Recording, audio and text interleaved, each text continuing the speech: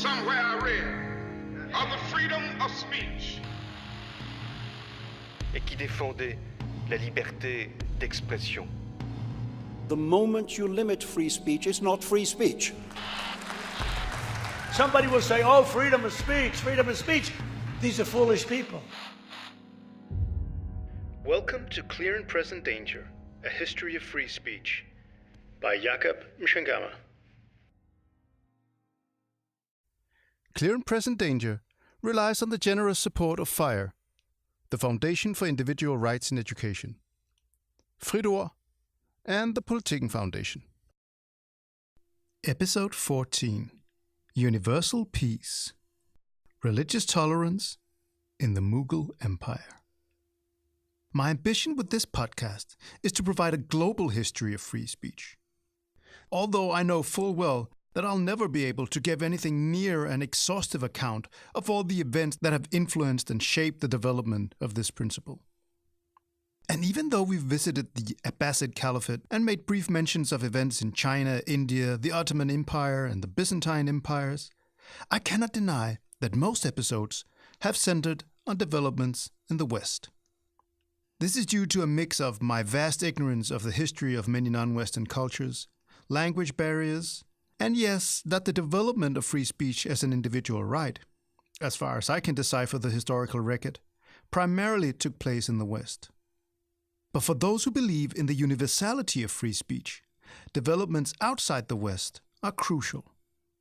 And among non-Western countries, India is perhaps the most important one. Not only is India a democracy situated in Asia and home to most of the world's Hindus, Sikhs, Jains, and the world's second largest population of Muslims. With more than 1.3 billion inhabitants, India has a huge impact on the practical and everyday exercise of free speech of almost 20% of the world's population. So when it comes to the status of global free speech, India is very much a crucial swing state. According to Freedom House, India has been rated a free democracy for almost 20 consecutive years. A powerful testament to the vibrancy of Indian democracy occurred on September 6, 2018, when India's Supreme Court declared India's ban on homosexuality for unconstitutional. As with some of the more controversial restrictions on free speech we'll touch upon, India's ban on homosexuality was not an expression of indigenous culture, but rather a holdover from British colonial rule. But when it comes to press freedom, the story is more complicated. On the one hand, Indians enjoy the most robust protection of free speech in South Asia. India has a thriving press catering to hundreds of millions of readers in numerous languages. And unlike most Western democracies, Indian newspapers have seen an increase in both print circulation and ad revenues. But on respect for press freedom, India is only ranked partly free, with a downward trajectory for the past several years. And despite the fact that India is formally a secular state with constitutional protections of freedom of religion and speech, one of the issues that still plague modern India is outbreaks of religious intolerance. Since gaining independence in 1947, several atrocities have been committed between Hindus, Muslims, and Sikhs, sometimes claiming hundreds or even thousands of lives. In 2017, Indian journalist Gauri Lankesh was shot to death by suspected Hindu extremists, and police have uncovered a hit list of secular intellectuals targeted for being enemies of Hinduism. In order to prevent outbreaks of religious intolerance, India has in place laws that prohibit religious insult and outrage. Some of these laws stem from British colonial rule.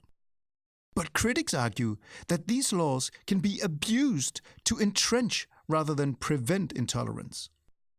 Even a massive Bollywood star like director, producer, and actor Amir Khan has been on the receiving end of criminal investigations for his blockbuster movie PK, which satirizes superstition and organized religion.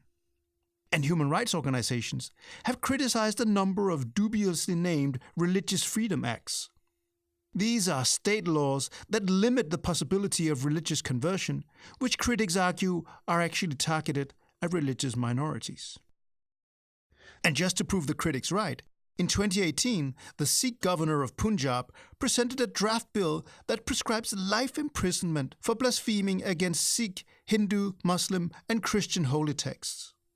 In fact, as we shall see, Indian laws on religious insult have even made it difficult for historians to write and discuss the material on which the story I'm about to tell is based.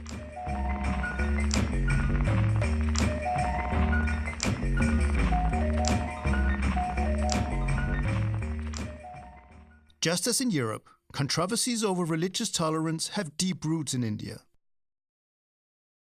In the last 2 ordinary episodes, we explored a Europe gripped with violent intolerance in the slipstream of Luther's Reformation.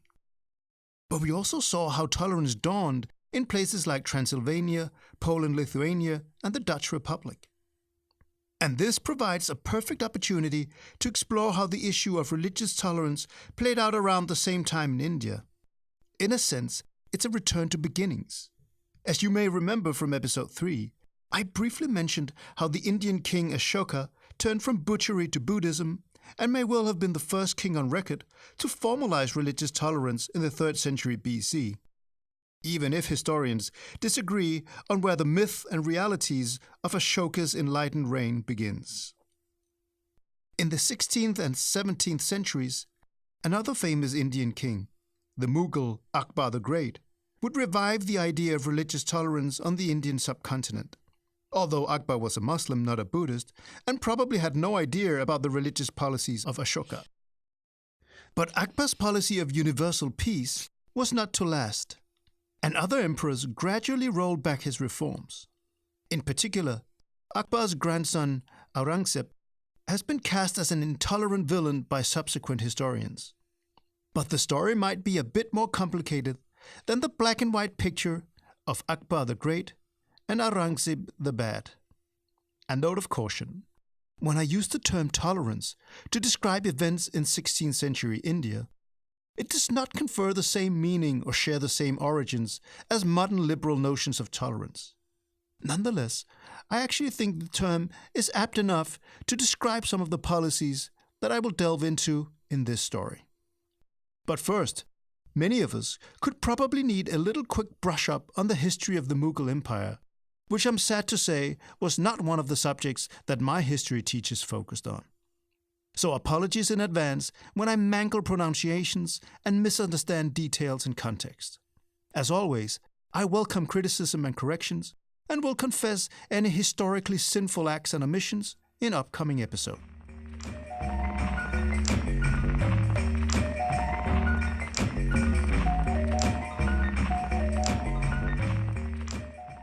The Mughal Empire was one of the greatest and most powerful empires the world has ever seen. The Mughal Padshahs ruled over most of South Asia, no less than 3.2 million square kilometers from Kabul to Madras and from the Arabian Sea to the Gulf of Bengal at its zenith. By the late 1600s, the empire had a population of 100 to 150 million people. The Mughal Empire was founded in 1526 when Babur toppled the Delhi Sultanate. Babur was an Islamic Turco-Mongol warlord from present-day Uzbekistan. Babur's Mongol roots is actually the reason why we still call his dynasty the Mughals, which is the Persian version of Mongol.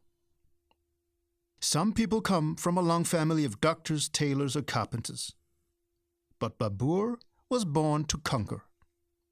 His grandfather was none other than Timur, or Tamerlane, the great Central Asian conqueror, and on his mother's side, he was related to the conqueror, Genghis Khan. Following the family tradition, Babur set out from Samarkand via Kabul to conquer northern India. And Babur was decidedly not tolerant.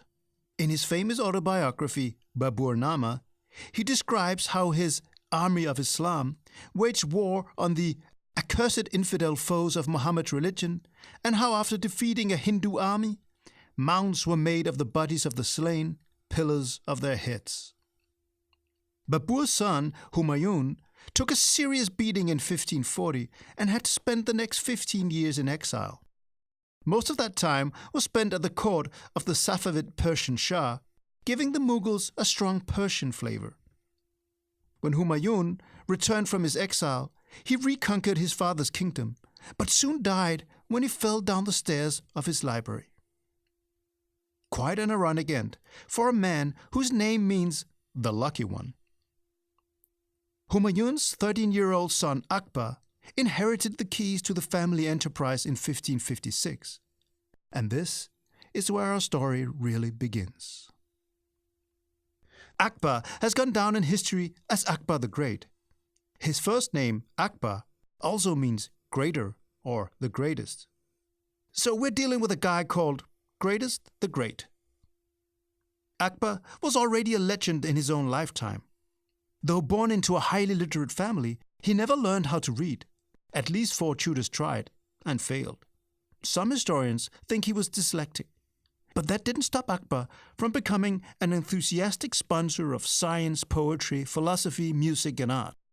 He was also said to be quite a hunk, and true to his Mughal heritage, he was a natural-born and often ruthless general who conquered huge parts of the Indian subcontinent.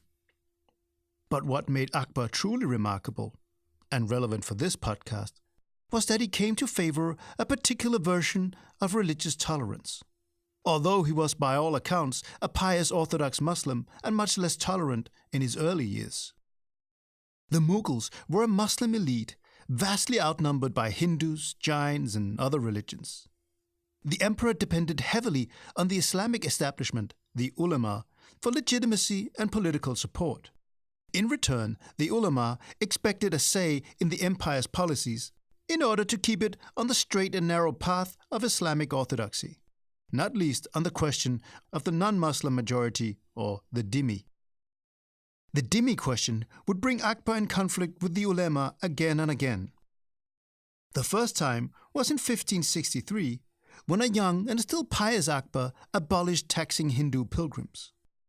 But these were mere baby steps on Akbar's eclectic journey towards religious heterodoxy, curiosity, and tolerance. A contemporary historian describes how with time Akbar would come to stress reason over tradition when it came to understanding religion, and how he called for abandoning the studies of the Quran and Hadith and favoring the useful disciplines of philosophy, mathematics, medicine, history, and poetry. Contrary to the wishes of hardliners, he also allowed Hindus to build and repair their temples.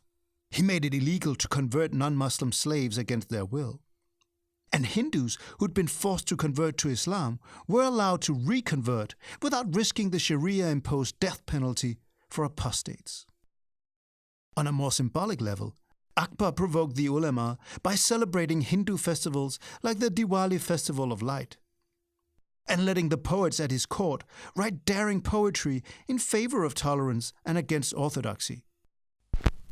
By the grace of love, we made peace with the universe. Be thou an enemy and enjoy peace with us, wrote one poet. When the mullahs reacted furiously at the impious license of the poets, one of them responded, "We drink for the blindness of the mullahs."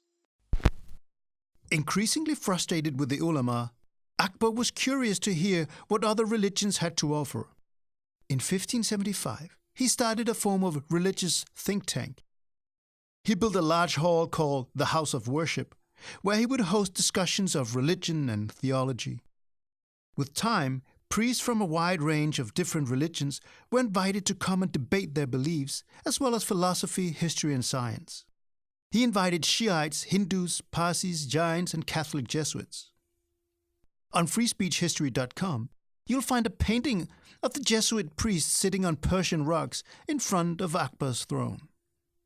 Akbar's court historian Abu Fasl writes that the emperor's court became the home of the inquirers of the 7 climes and the assemblage of the wise of every religion and sect. Reason was exalted, and the bigoted ulama and lawyers of orthodoxy found their positions difficult to defend. And Orthodox Muslim scholars complained that the participants in these discussions only settled things with appeal to man's reason. Akbar also opened a translation bureau and had important books from all different religions translated into Persian, the language of the Mughal court.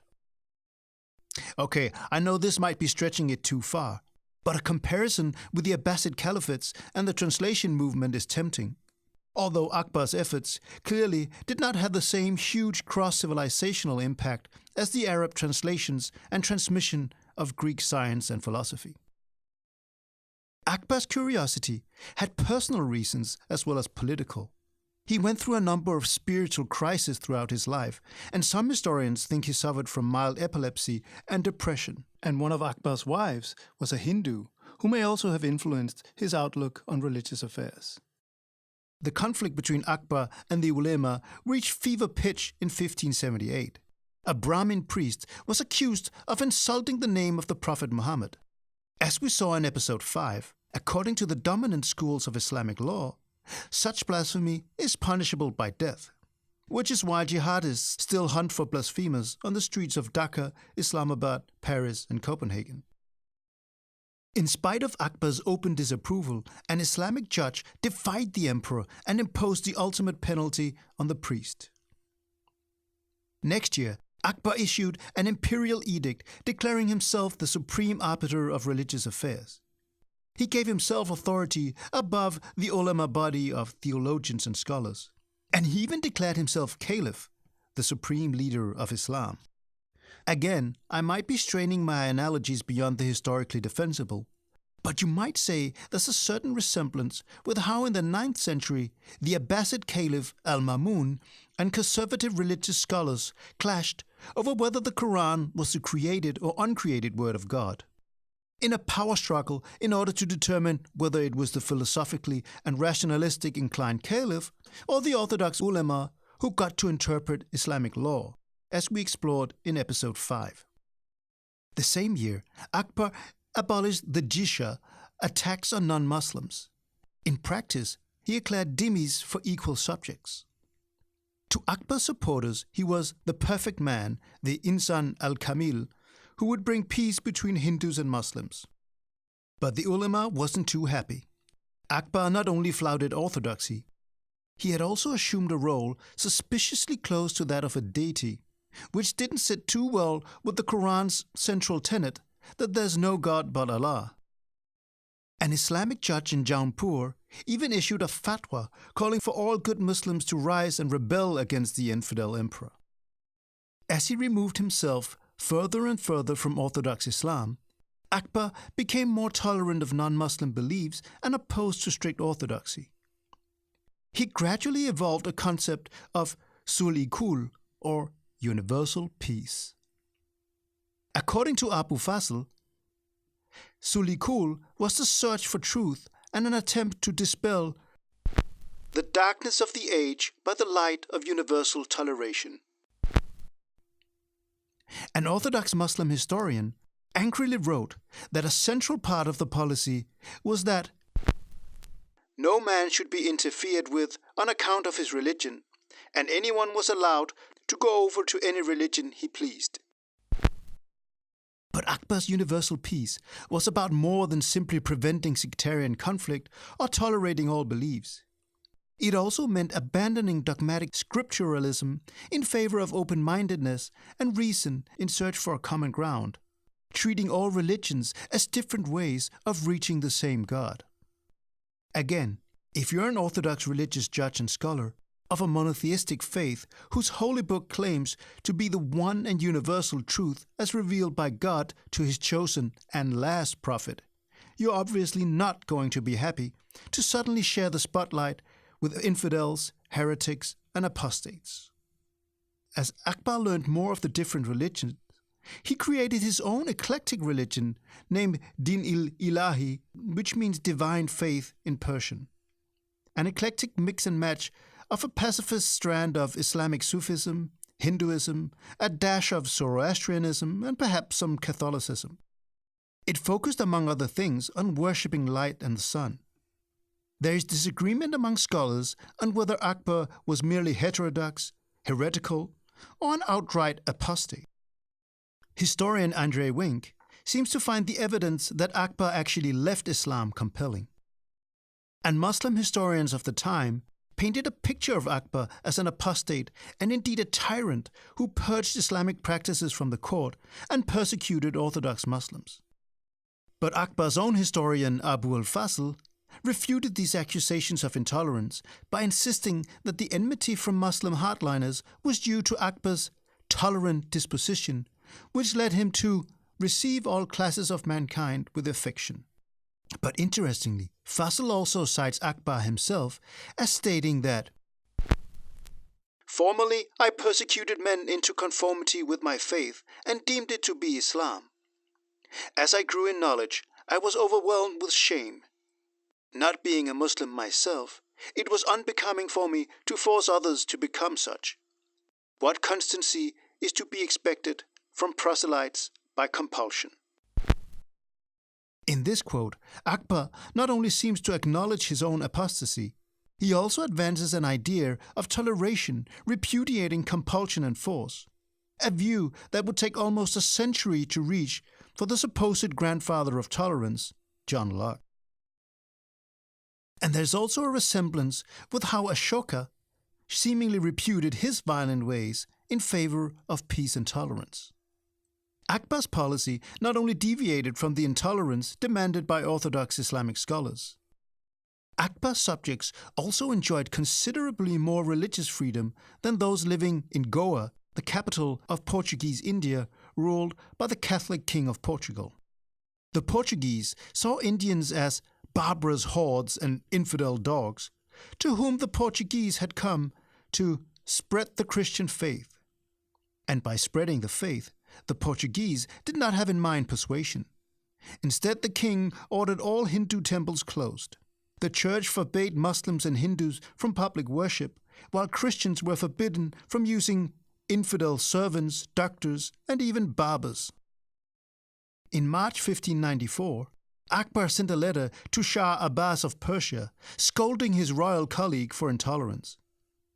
He argued that his own acceptance of all beliefs and cultures gave him the moral authority to rule all of mankind. "It has been our disposition from the beginning not to pay attention to differences in religion and variety of manners, and to regard the tribes of mankind as the servants of God. We have endeavored to regulate mankind in general."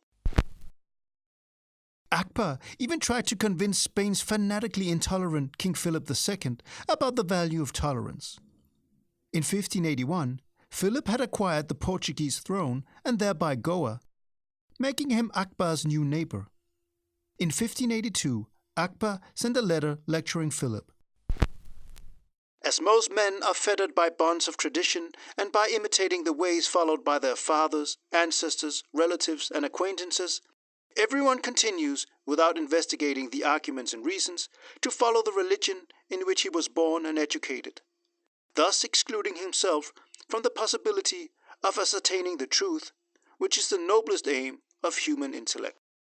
Therefore, we associate at convenient seasons with learned men of all religions, thus deriving profit from their exquisite discourses and exalted aspirations." Philip must have choked on his red wine when he read Akbar's letter. He wasn't exactly famous for his tolerance. He fiercely promoted the Spanish Inquisition, and as we saw in episode 11, is said to have laughed when thousands of French Protestants were slaughtered in 1572.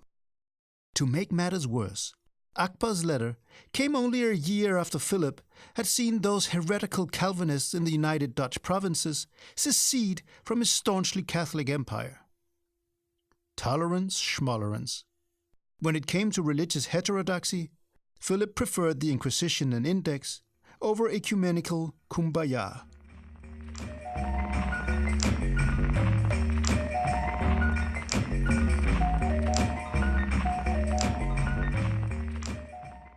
As we've seen time and again along this journey, if we expect early champions of tolerance to live up to modern liberal principles, we're bound to get disappointed.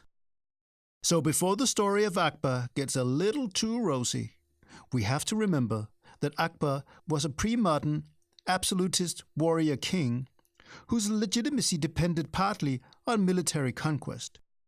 He expanded his empire by the sword, not peaceful negotiations. And he punished disobedience with brutality. When one of his officers disobeyed him, he threw him out of a tower window into a courtyard.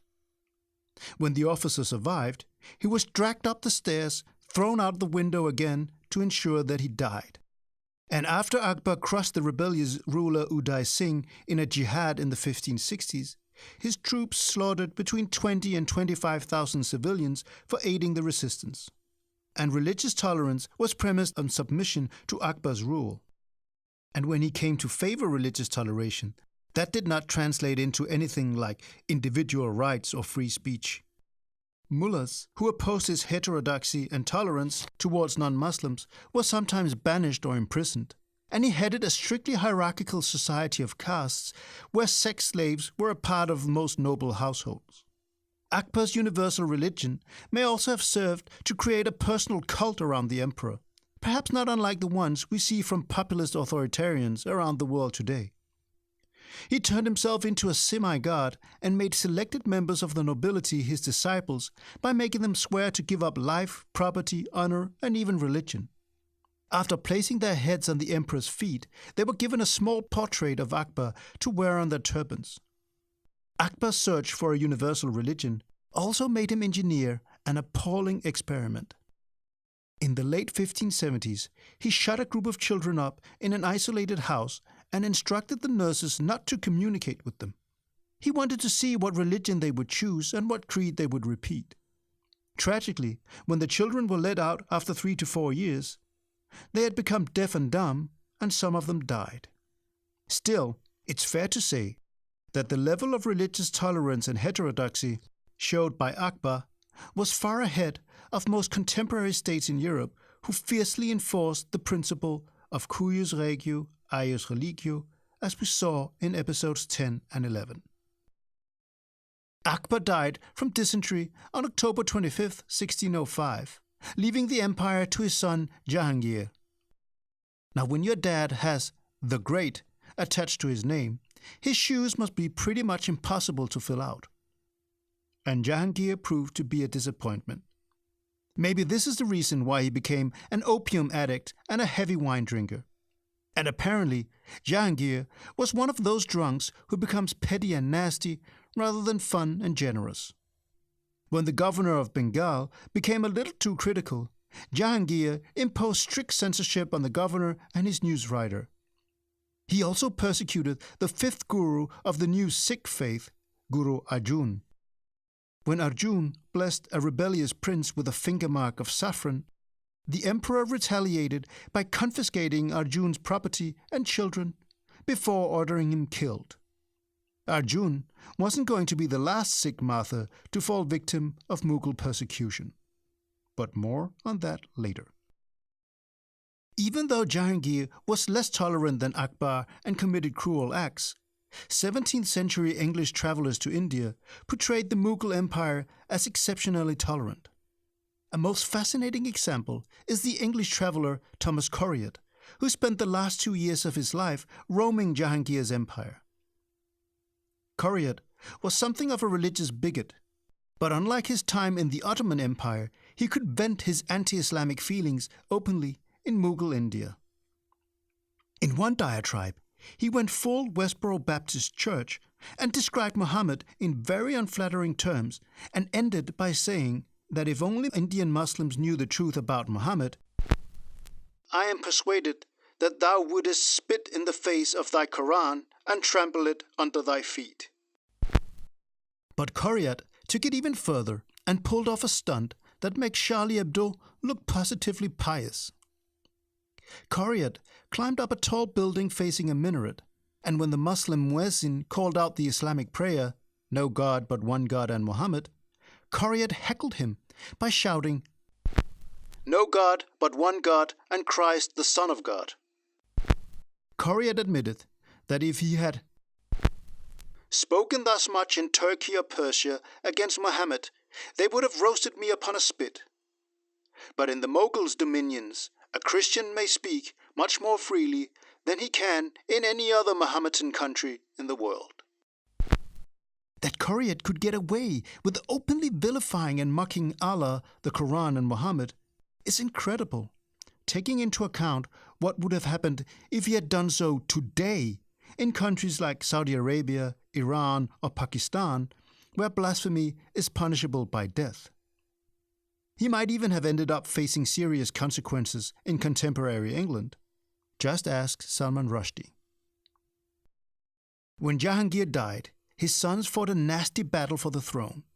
Jahangir's son Khurram won and was named Emperor Shah Jahan.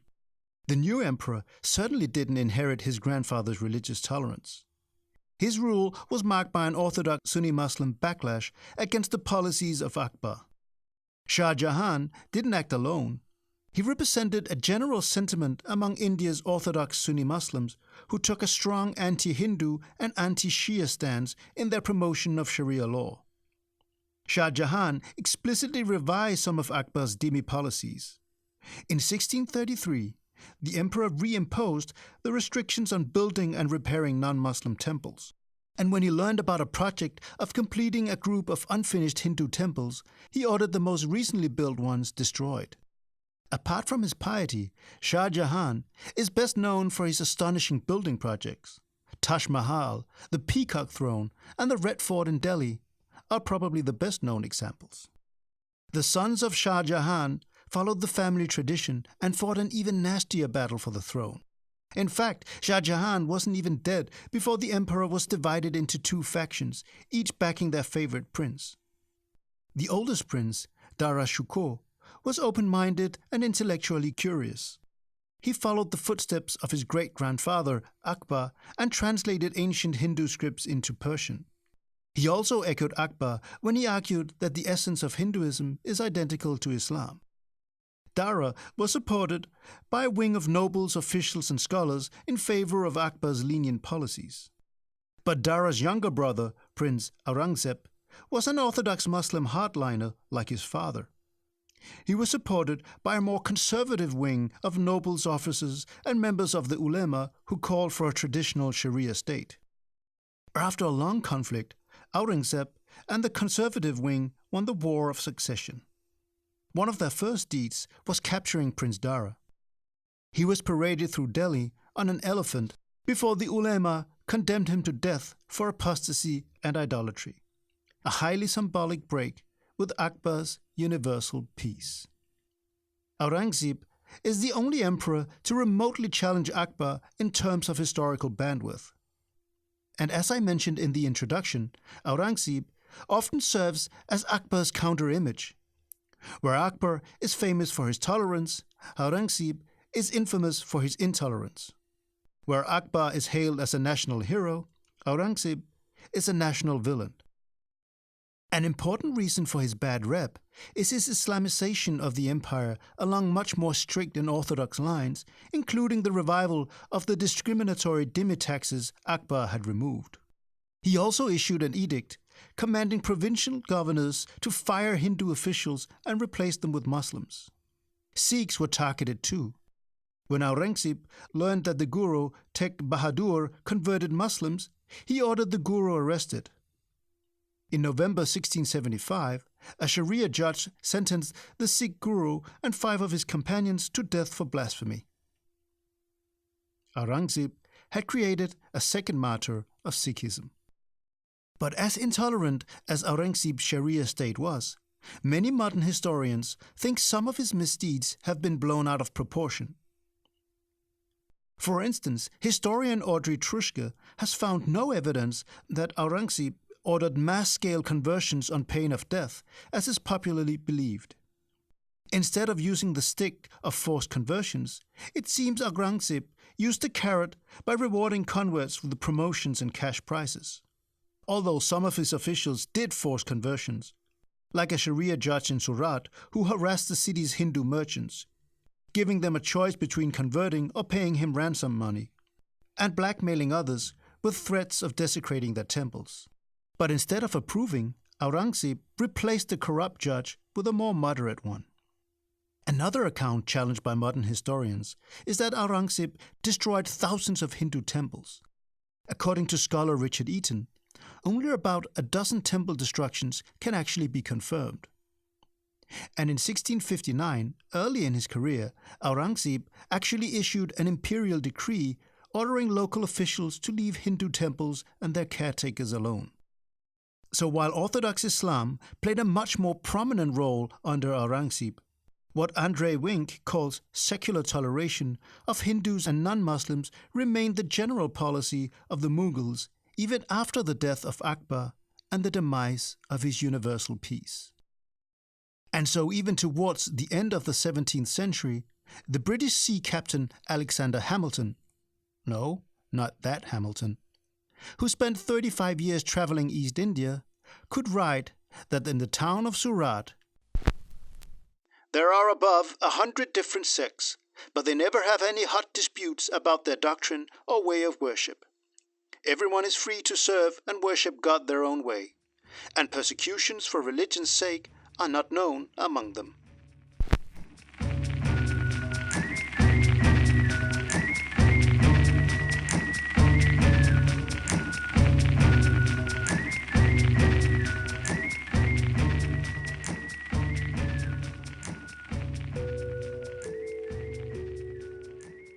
As I mentioned in the beginning, India still seems to struggle with the limits of religious tolerance and free speech. And in fact, the very history of the Mughal Empire that I have foolhardily waded into is so contested that scholars have to tread very carefully indeed.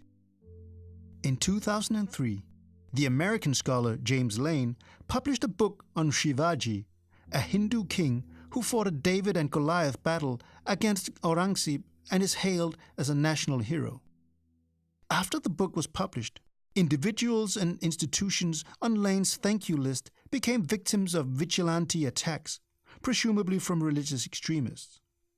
A Sanskrit professor was attacked with tar, and an archive of invaluable manuscripts was vandalized.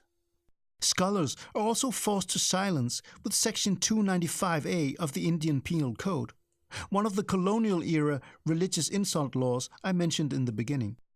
It punishes anyone who writes or speaks with deliberate and malicious intent of outraging the religious feelings of one class of citizens of India. Offenders are punished with a fine or up to 3 years of imprisonment. Whatever constitutes as deliberate and malicious intent is of course highly subjective and wide open to interpretation in a country with so many people of different faiths and cultures. In 2017, historian Audrey Truske, whom we've already mentioned, published a book on Aurangzeb, which underwent a so-called legal read by a lawyer whose job it is to single out problematic passages to be edited or erased in order not to risk falling afoul of Indian laws. For the Indian edition, Truske had to remove certain parts concerning the controversial Hindu hero Shivaji, the same hero who got James Lane and the Sanskrit professor in trouble.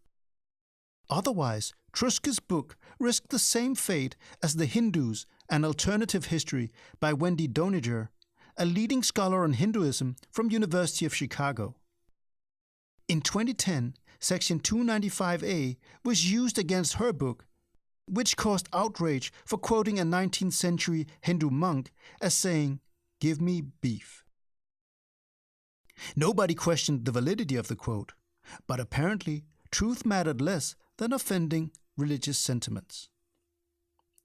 After fighting for 4 years, the Indian publisher agreed to withdraw Wendy Doniger's book and destroy the remaining copies.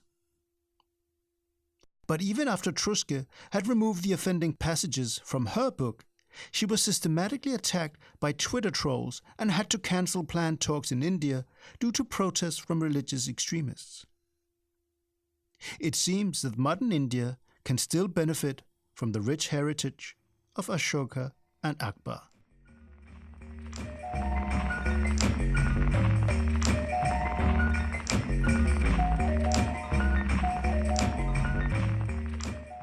Thank you very much for listening. Today's episode was edited by Søren Stahøj, and Matthias Meyer contributed with essential research. Join us next time as we move back to the West and developments in 17th century England. If you like what you heard, please give us a review on iTunes and like and share on your social media platforms.